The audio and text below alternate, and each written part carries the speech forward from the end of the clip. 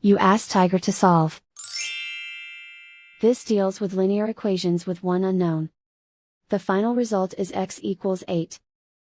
Let's solve it step by step. Simplify the expression. Expand the parentheses.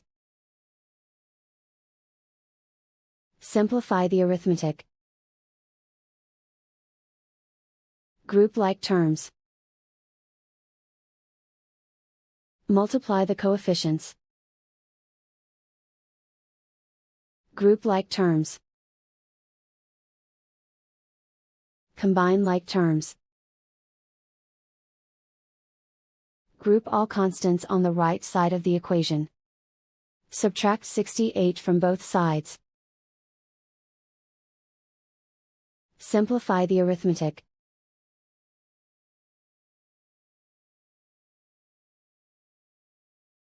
Isolate the x. Divide both sides by -11. Cancel out the negatives. Simplify the fraction. Cancel out the negatives.